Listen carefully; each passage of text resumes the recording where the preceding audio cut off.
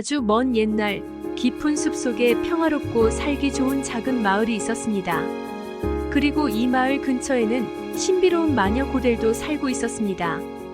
마녀 고델은 마법의 힘을 가지고 있었고 그녀가 사는 탑 주위에는 마법의 정원이 있었습니다. 이 정원에는 너무나 아름다운 꽃들과 식물들이 자라고 있었죠. 특히 그 중에서도 라푼젤이라는 식물은 매우 특별했습니다. 이 식물은 아름다운 꽃을 피우며 이것을 먹으면 젊음과 건강을 유지할 수 있었습니다. 마을의 주민들 중에서 소박하지만 행복하게 사는 한 부부가 있었습니다. 부부는 행복한 삶을 살고 있었지만 한 가지 고민이 있었습니다. 그 고민은 바로 아이가 없는 것이었습니다. 부부는 오랫동안 아이를 가지기를 원했지만 불행하게도 그 소망은 이루어지지 않았습니다. 그러나 어느 날 기적처럼 부인은 아이를 가지게 되었습니다. 그녀는 임신 초기 마녀 고델의 정원에 있는 라푼젤이라는 식물을 너무나도 먹고 싶어 했습니다. 남편은 아내의 간절한 부탁을 거절할 수 없어서 어두운 밤에 몰래 마녀의 정원에 들어가 라푼젤을 훔쳐왔습니다. 아내는 라푼젤을 먹고 매우 기뻐했지만 마녀 고델은 이 사실을 알게 되었습니다. 마녀는 분노하여 부부에게 찾아가 말했습니다. 내 정원에서 라푼젤을 훔쳐가다니 용서할 수 없다. 하지만 나에게 용서를 받고 싶다면 너희 아이를 나에게 넘겨라. 그 아이를 내가 대신 키우겠다. 부부는 두려움에 떨며 어쩔 수 없이 마녀 고델의 요구를 받아들였습니다. 아이가 태어나자마자 고델은 아이를 데리고 갔습니다. 마녀는 아이의 이름을 라푼젤이라고 지었습니다. 라푼젤은 마녀의 탑에 갇혀 자라게 되었습니다. 이 탑은 아무도 들어올 수 없도록 높은 곳에 있었고 오직 창문 하나만이 있었습니다. 라푼젤은 항상 창문 밖의 아름다운 세상을 바라보고 동경하며 자랐습니다. 시간이 흘러 라푼젤은 성인이 되었고 자신이 아끼며 소중하게 간직한 아름다운 금색 머리카락을 자르지 않고 길렀습니다. 그래서인지 그녀의 머리카락은 너무도 길었고 탑 꼭대기에서 땅까지 닿을 정도였습니다.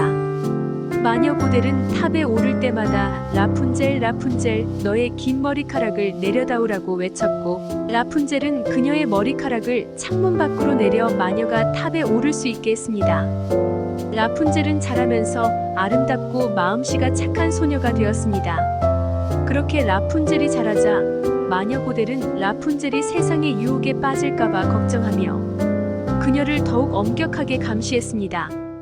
라푼젤은 노래 부르기를 좋아했습니다. 그래서 혼자 있을 때는 언제나 노래를 자주 부르곤 했는데 어느 날 멋진 왕자가 숲속을 지나가다 라푼젤의 노래 소리를 듣게 되었습니다.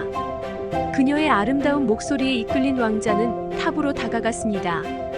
하지만 탑에는 문이 없었고 올라갈 방법도 없었습니다. 왕자는 멀리서 지켜보다가 마녀 고델이 탑에 다가가는 것을 보았습니다. 그리고 마녀가 라푼젤 라푼젤 너의 긴 머리를 내려다오라고 외치더니 탑을 올라가는 것을 알게 되었습니다. 다음 날 왕자는 탑 아래에서 라푼젤 라푼젤 너의 긴 머리를 내려다오라고 외쳤습니다.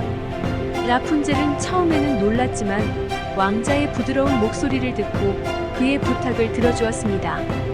왕자가 탑에 오르자 두 사람은 서로를 보고 한눈에 사랑에 빠지게 되었습니다.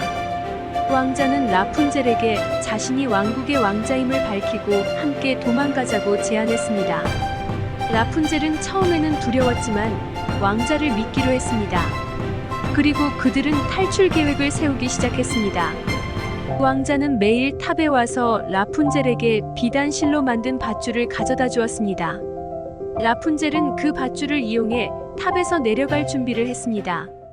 하지만 마녀 고델은 평상시와 다른 라푼젤의 행동에 이상함을 느끼고 라푼젤을 추궁하자 라푼젤이 왕자와 만나는 것을 눈치채게 되었습니다. 그녀는 분노하여 라푼젤의 아름다운 머리카락을 짧게 잘라버렸습니다. 그리고 그녀를 아주 멀리 사막으로 추방해버렸습니다. 다음날 왕자가 다시 탑을 찾았을 때 마녀 고델은 잘린 머리카락을 이용해 왕자를 속였습니다. 왕자가 탑에 올라오자마자 마녀 고델은 그를 저주하여 눈이 멀게 만들었습니다. 왕자는 눈이 멀었지만 라푼젤을 잊을 수 없었습니다. 그래서 이곳저곳을 수소문하며 힘겹게 찾아다녔고 몇 년 동안이나 숲과 사막을 떠돌며 라푼젤을 찾아다녔습니다. 그러던 어느 날 왕자는 라푼젤이 추방된 사막에 도착하게 되었습니다. 그는 그곳에서 라푼젤의 노래소리를 듣고 그녀를 찾아냈습니다. 라푼젤은 왕자를 보고 눈물을 흘리며 기뻐했습니다. 그녀의 눈물이 왕자의 눈에 닿자 기적적으로 그의 시력이 회복되었습니다. 그녀의 눈물이 기적을 보인 건 라푼젤이 태어나기 전 그녀의 부모님이 마녀에게 훔쳐먹은 라푼젤이라는 마법이 깃든 약초의 기운이 그녀의 몸속에 남아있었기 때문이었습니다. 두 사람은 서로를 끌어안고 기쁨을 감추지 못하며 행복해했습니다. 왕자는 라푼젤을 데리고 왕국으로 돌아갔고 그들은 결혼하여 행복하게 살았습니다. 그들은 마녀로부터 벗어나 자유롭게 사랑하며 살았습니다. 그들은 결혼한 후에도 서로를 존중하며 함께 힘든 일도 이겨냈습니다. 라푼젤은 마녀 고델에게 배운 약초와 치료법을 마을 사람들에게 전해주며 사람들을 돕는 데에 힘썼습니다. 왕자 역시 라푼젤과 함께 사람들을 도우며 좋은 왕으로서의 역할을 다했습니다. 시간이 지나 그들의 사랑은 더욱 깊어졌고 왕국은 평화롭고 번영하게 되었습니다. 그들은 아이를 낳아 행복한 가정을 이루었고 아이들은 부모님의 사랑과 지혜를 배워 성장했습니다.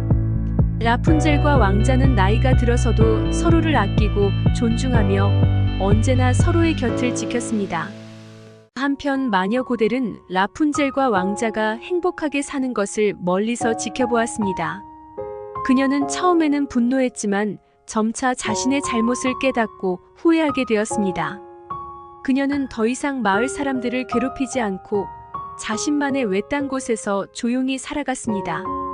라푼젤은 자신이 어렸을 때부터 길러준 마녀 고델을 용서하고 왕자도 라푼젤을 생각하여 용서해 주었습니다. 라푼젤은 마녀 고델이 외롭게 지내지 않도록 가끔씩 찾아가 이야기를 나누었습니다. 마녀 고델은 그들의 용서를 받았고 라푼젤과 왕자를 도우며 평화롭게 살았습니다. 이렇게 라푼젤의 이야기는 오랫동안 사람들의 기억 속에 전해지고 있습니다. 이 동화는 사랑과 용서, 희망의 이야기로 많은 사람들에게 감동을 주었고 세상에 널리 알려지게 되었습니다. 동화 라푼젤 재미있게 보셨나요? 그럼 다음 동화는 너무 보고 싶다. 나도 빨리 바깥 세상이 보고 싶어. 안 돼. 너무 위험해. 배가 침몰하겠어. 빨리 구해야 해. 조심하는 게 좋을 거야. 안 그러면 넌 물거품으로 변해 사라질 테니까.